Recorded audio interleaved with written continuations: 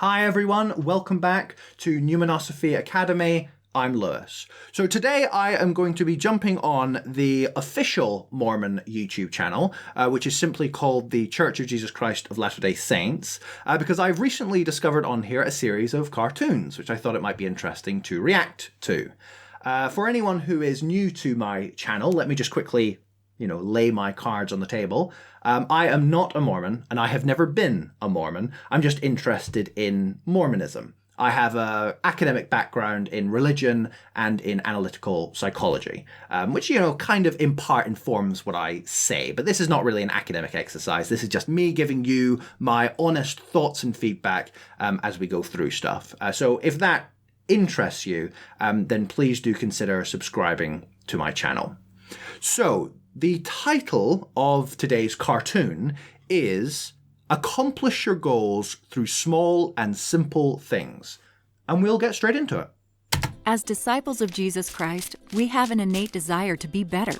This desire to do and be more sometimes creates within us what Elder Neil A. Maxwell called divine discontent, a result of comparing what we are to what we have the power to become.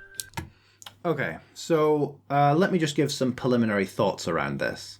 So within Mormon doctrine, mythology, there's obviously this belief that you are divine because you were literally born of God in your premortal existence, and that if you are a good and faithful Mormon, you are moving towards greater degrees of divinity or even godhood. So for there to psychologically feel like there's a disconnect between where you currently are and this divine ideal that you're moving towards, and therefore this sense that you're always unworthy and falling short, the pressure of that, must be huge.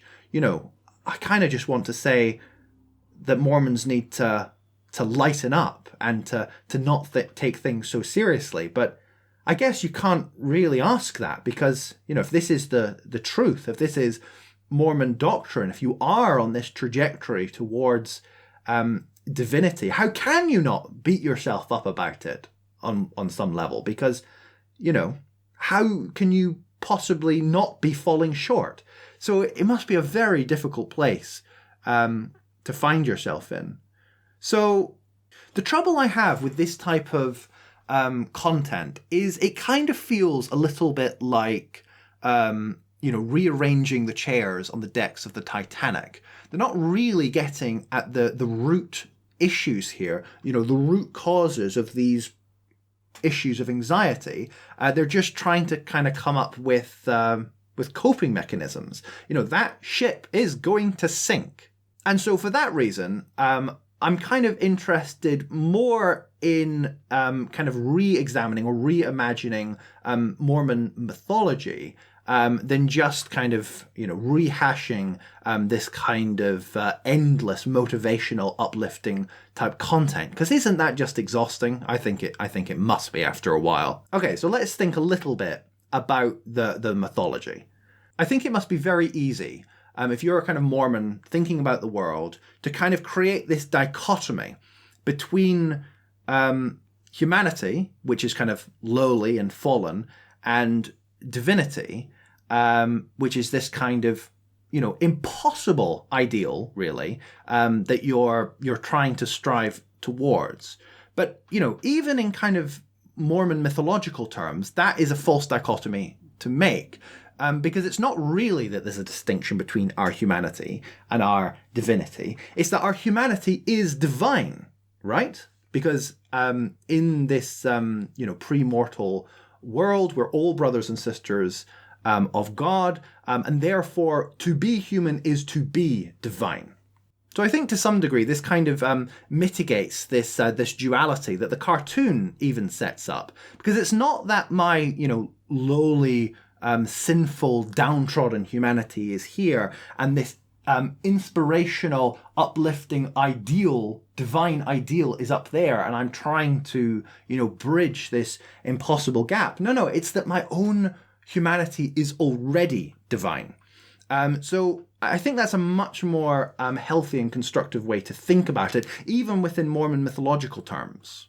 Because if we imagine someone that has reached their divinity, their godhoodness, how do we imagine them to be thinking in terms of their own cognition?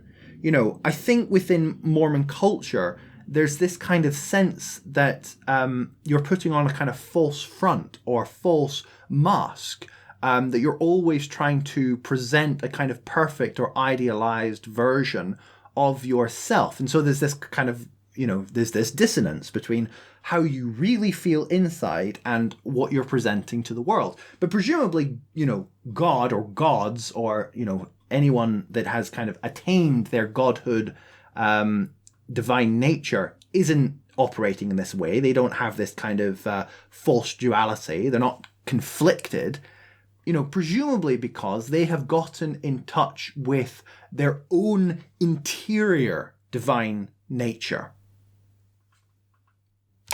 While speaking of divine discontent, Sister Michelle D. Craig said, "Each of us feels a gap between where and who we are and where and who we want to become. This gap is sometimes wide and often overwhelming. We think the only way to accomplish our goal is to give every ounce of energy we've got, but it doesn't work. The only way we can successfully bridge the gap between where we are and where we want to be is by understanding this one principle. By small and simple things are great things brought to pass." So I think this is a tough one. If we think about a particular goal, a particular skill, for example, that we're trying to cultivate, then it does make sense to think in these kind of slow, incremental stages of development. You know, you don't just acquire a skill overnight. It requires, you know, slow and steady progress. Because it feels like there's this sense with the turtle metaphor that there's an expectation that you're always moving towards greater degrees of perfection. And, you know, at least with the turtle metaphor, you're not beating yourself up about how fast you're moving towards perfection, but you're still moving in one direction. And man, that must be tough. You know, what if you don't feel like doing your best? What about those times when you just feel like doing your worst? Because sometimes that's just what, you know, being human is like. You know, sometimes we confront problems and our honest thoughts and feelings and reaction to this problem that's in front of us is to, you know, stamp our feet and do something which is destructive, which in a way is kind of us going backwards, isn't it? That's that's the turtle moving in the opposite direction. But then these negative experiences, these negative responses to situations can also help us in informing how we might constructively approach a particular problem from a different angle in the future. And that's just a more kind of holistic way of being more human. It's recognizing that, you know, sometimes we're going to fail, sometimes we're going to succeed, sometimes we're going to be moving forward, but sometimes we're going to be moving backwards. For example, a typical plant needs an immense amount of water over its life to survive, but it does no good giving them all that water at once.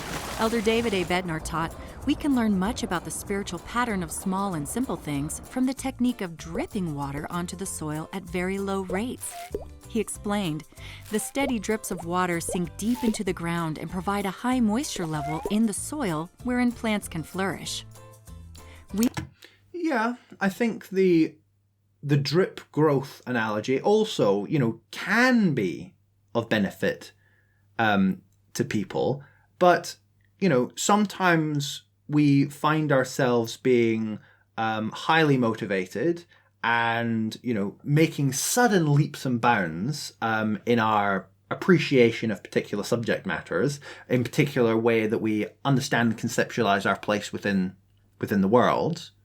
But sometimes, you know, there are points in our life where we seem to, on the surface of things, go through deep kind of regression and move back into ourselves, and it appears that, you know, progress is not being made, but that may just be a kind of building impetus towards, you know, greater growth in the future.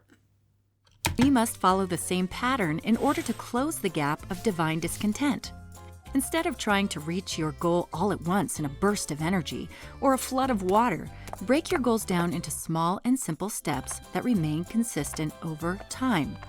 Yeah, so again, I would just kind of want to say that it's not about one of these being right and one of these being wrong. It's about just getting to know yourself better. Because if you are the kind of person that has these kinds of floods of inspiration that kind of pushes you along in a particular area, then instead of just trying to resist that, it's better to just try and ride that wave. And maybe you're the kind of person that it benefits more to kind of just ride subsequent waves as opposed to force yourself into this steady, constant progress model. As an example, imagine you want to serve a senior mission. Once you know what your goal is, break it down into small and simple steps. Maybe it's learning to invest money wisely, brush up on Spanish, or create a mission savings account. Now, instead of working on these goals all at once, select only one. Yes, I said only one. Remember how the Lord works? Line upon line, precept upon precept. Let's say the first step is to brush up on Spanish. Now break down the chosen skill or behavior into a couple of habits that can be performed daily or weekly. This could be reviewing 5 words a day or read a chapter of the Book of Mormon in Spanish every day. If you're trying to learn Spanish, I can't imagine that reading the Spanish translation of the Book of Mormon could be that helpful. I mean, unless you're attempting to do a Spanish mission, I suppose. But I imagine that the Spanish Book of Mormon, like the English Book of Mormon, is not written in conversational Spanish. So surely like, an audiobook or some kind of app on your phone is going to be a better tool to help you learn a foreign language, I would imagine. Now, just choose one habit. Let's choose review 5 words a day. Simplify the goal even further by answering 3 questions. What, when, and where? What? Review 5 words a day. When? While doing the dinner dishes. Where? In the kitchen. Now you have a small and simple habit to work on. Review 5 Spanish words each day while doing the dinner dishes in the kitchen. This habit will help you move closer toward your goal of serving a senior mission. Once it becomes part of your daily or weekly routine, begin working on the next habit. So yeah, I mean, there's nothing really to knock here. I mean, if this works for you, then great. So, Begin to read a chapter of the Book of Mormon in Spanish every day. Then move to the next habit, and the next, and the next, until the day comes when you close the gap and reach your destination. David A. Bednar encourages us to press forward and persevere in the powerful spiritual pattern of small and simple things, bringing to pass great things in our individual lives, in our families, and in our righteous pursuits. So yeah, small and simple things, incremental progress can be helpful. If you're trying to achieve a big task, breaking it down.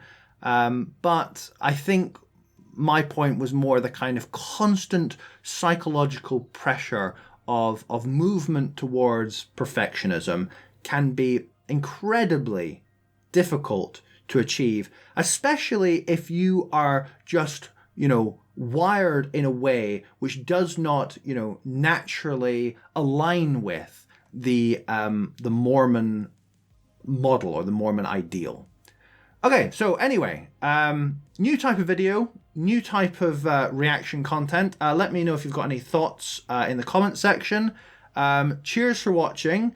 As always, please do like this video, subscribe and hit the bell icon so you don't miss out on any future videos. Cheers again, and I will see you in the next one.